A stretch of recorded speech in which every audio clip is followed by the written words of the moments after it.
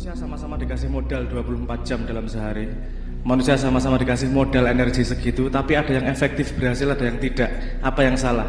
Nah, saya kemudian ada rumus, ada konsep yang saya pakai, yaitu kita harus ada lapis di dalam luar diri kita, sehingga kita tahu kalau sesuatu masuk lapisan yang mana, dia butuh energi yang sebesar apa, dan apakah kita harus pasrah ataukah kita harus berusaha. Ini tadi yang saya maksudnya gini, satu prekonsepsi, kalau Anda ngomong pasrah, Anda komplain karena pasti Anda berhubungan dengan hasil. Pengen yus nanti laku apa ora terserah, tak pasrah. Nah, pasrah karo hasil itu jadi satu konsep, padahal itu dua konsep yang sama sekali berbeda. Pasrah ya pasrah, gue bekerja keras itu pasrah karena kamu tidak menagih hasil di situ. Tapi saya main konsep ada tiga lapis itu. Lapis yang paling dalam, yang paling dekat dalam diri saya adalah itu yang paling energinya paling banyak dikeluarkan dan paling banyak dipikirkan. Itu adalah saya sebut sebagai lingkar pengaruh, di mana kita bisa benar-benar mempengaruhi sekitar kita. Mempengaruhi dalam tanda petik, dalam arti bukan mempengaruhi propaganda ngono ya. Maksudku gini, kalau orang nyetir itu kan kamu bisa mempengaruhi motormu mau kemana, jelas ya. Itu namanya lingkar pengaruh pertama. Kamu benar-benar bisa melakukan sesuatu dan langsung di depanmu, kamu langsung bisa melakukan. Nah, itu garis pertama. Garis saya sebut sebagai lingkar pengaruh lah, anggap baik gitu. Lapis kedua saya sebut sebagai lingkar peduli. Jadi saya memperdulikan, tapi saya tahu persis bahwa saya tidak benar-benar bisa merubah terlalu banyak. Kalau naik motor tadi lingkar pengaruh adalah yang nyetir, lingkar peduli adalah kamu yang dibonceng. Kamu kan pasrah sama yang nyetir. Kamu ya memang bisa monceng belok kiri, kamu ikut belok kiri kanan karena kamu di atas motor. Kamu bisanya hanya peduli. Awas hati-hati, hati-hati. Ngerem, ngegas. Itu pun kalau kebanyakan ngomong disikut mesti. Asu kakek nganggem gue sih nyetir ngene. Meng bonceng, ya kan gitu. Jadi ada kalau kamu pada lingkar peduli itu jangan terlalu stres. Orang kamu juga sudah keputusan awal bahwa kamu mau bonceng dia. Itu kan kamu pasrah sama yang nyetirin kamu. Oh, jadi aja stres kalau dia jani mau lewat kono ora macet kok kowe lewat kene to. Kamu menyetreskan hal yang memang sudah kamu serahkan di awal, aja stres. Yang di luar lagi, yang ini lapis kedua ya. Yang lapis ketiga paling jauh adalah lingkar perhatian. Lingkar perhatian adalah kowe maca koran, kondisi DPR kaya asu kaya ngopo sing diceritake ngene gini itu pergantian reshuffle dan segala macam. Kowe harap stresnya kaya ngopo, kamu tidak akan bisa merubah apapun di situ. Kenapa kamu menghabiskan energi untuk hal-hal seperti itu? Bukan berarti tidak perlu diperhatikan, makanya saya sebut sebagai lingkar perhatian. Perlu kamu perhatikan, kamu pelajari agar kamu ambil pengalamannya sehingga kamu bisa mengaplikasikannya pada lingkar pengaruhmu. Oh, itu buruk, berarti aku melakukan di lingkar pengaruhku tidak seperti itu. Nah, yang harus diperhatikan pertama adalah bagaimana kamu melakukan lingkar pengaruhmu secara benar-benar. Kalau itu nanti sudah benar, sudah efektif dipercaya orang, lingkar pengaruhmu akan naik. Jadi kamu bisa mempengaruhi orang lebih banyak lagi. Karena pengetahuanmu bertambah, itu jadi bergeser. Tadi lingkar pedulinya bergeser, kerangkul jadi lingkar pengaruh. Sekarang kalau yang camat ngomong sama gubernur ngomong, lingkar pengaruhnya berbeda kan? Yang satu yang manut wong sak kecamatan, yang satu yang manut wong sak provinsi. Peraturannya juga, aplikasinya juga pasti berbeda. Nah, itu yang saya sebut sebagai lingkar pengaruh. Ini langsung ke Mas Alfian tadi. Anda stres pada informasi di lingkar perhatian, itu butuh Anda perhatikan. Anda tahu kalau Anda itu bikin Anda stres, Anda tinggalkan, nggak masalah. Nggak usah baca koran sekalian, nggak usah nonton TV sekalian, karena itu hanya di lingkar sangat luar, lingkar perhatianmu toh. Jauh di luar sana, bukan di lingkar pengaruhmu. Orang yang sukses adalah bagaimana dia mempelajari dan melakukan sesuatu secara efektif di lingkar pengaruhnya. Wong kue neng kene mumet sing neng adoh. Ngopo kue mumet adoh ngono? Udah, itu jadikan faktor lain. Jadi gini, kalau lingkar pengaruh itu yang nyetir, lingkar kepedulian adalah yang bonceng, lingkar perhatian adalah motor lain. Pernah kamu dalam hidupmu ono wong ngelanggar lampu merah? Wah, asu kayak marah stres kayak ngelanggar lampu merah wong kayak mau tau dicekel polisi toh ya.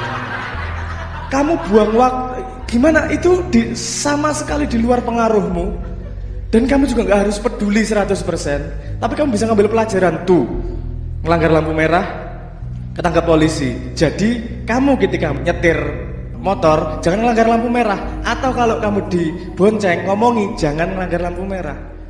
Jelas ya?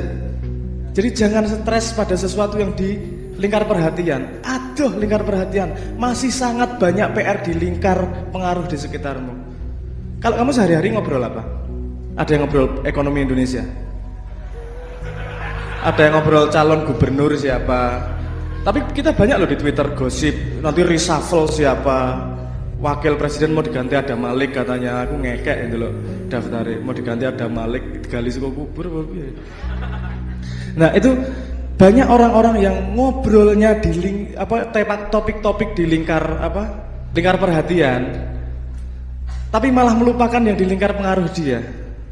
Kamu jadwalin sehari-hari, melakukan apa yang bisa kau rubah sehari-hari biar bisa lebih efektif. Agar aku ki pemimpin kok ora dipatuhi to karo ngisor-ngisore. Loh berarti aku lingkar pengaruhku, walaupun sebenarnya potensi lingkar pengaruhku luas, tapi lingkar pengaruhku sangat kecil nih. Berarti ada yang salah sama diriku. Apa coba aku awasi? Orang juk nyalahke wong malan. Kan kamu tahu, itu lingkar pengaruhmu. Bahkan nyari pacar, gue sing isih jomblo gue. Ceng. Daripada dipisui Pak Yai gue. Saya tadi bahkan cari pacar itu kalau kamu meletakkan posisi cewek itu pada posisi yang salah, kamu akan tidak efektif mendapatkan pacar itu. Misalnya gue seneng karo wong wedok, Juk. Itu dimasuk di lingkar pengaruh, lingkar peduli atau lingkar perhatian. Kamu belum kenal sama anaknya. Kan masih lingkar perhatian tuh. Tok stres sih, nek karo kae enak, nyaman. Bayanganmu macem-macem naksira karuan, ketika gapruk ketemu iso ngomong ra kowe. Celat cangkemmu dadian. Keringetan kae. Ngompol dan seterusnya lah. Karena kamu konsentrasi pada informasi di lingkar yang kamu tidak bisa kontrol. Kalau kamu tahu persis, oke, itu di luar lingkar pengaruhku. Yang bisa aku pengaruhi yang bisa dalam kontrolku adalah diriku. Gue dadi necis, dadi wangi, dadi percaya diri. Ketika ketemu, kamu benar-benar bisa mempresentasikan dirimu yang terbaik. Nah, jadi kan efeknya pasti akan engkau ketemu orang juga gagu. Karena kamu tahu persis yang bisa kamu rubah adalah yang di dalam lingkar pengaruhmu, bukan di lingkar perhatianmu.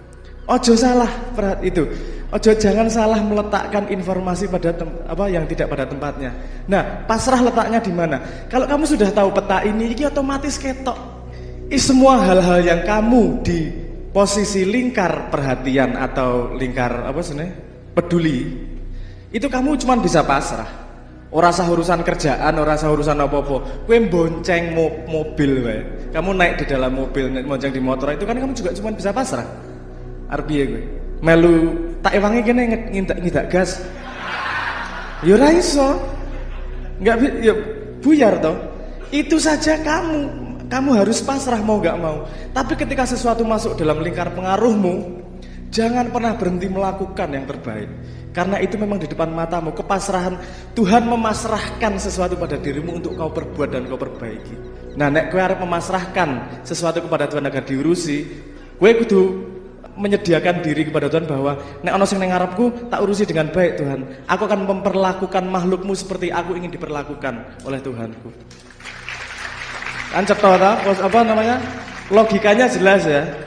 Nah, ini benda hal-hal ini, sesuatu di sekitarmu itu juga maju mundur ini. Kadang masuk ke lingkar kayak anak lah. Ketika di rumah masuk lingkar pengaruh. Nanti udah masuk sekolah, nah lingkar kepedulian nih. Jauh lagi lingkar perhatian, nanti mendekat lagi dan terus-terusan itu. Kemampuan untuk melihat secara tepat informasi apa masuk pada lingkar apa, itu yang disebut kebijaksanaan. Jadi Anda benar-benar perlu kebijaksanaan untuk memilah. Karena kalau kamu dalam hidupmu dengan jelas memilah itu, akan efektif hidupnya. Kamu mengerjakan hal-hal yang memang benar-benar merubah sesuatu. Jadi nek kowe pengen merubah Indonesia, stres karo Jakarta, tak takon meneh itu lingkar pengaruhmu atau lingkar pedulimu atau lingkar perhatianmu. Bukan berarti dicuekin ya, tetap diperhatikan. Karena kalau Tuhan ngijabahi suatu saat itu akan menjadi lingkar pengaruhmu. Dan ketika itu menjadi lingkar pengaruhmu, kamu harus siap dengan segala kebutuhan pengetahuan, kebijaksanaan dan cintanya. Ngoten nggih.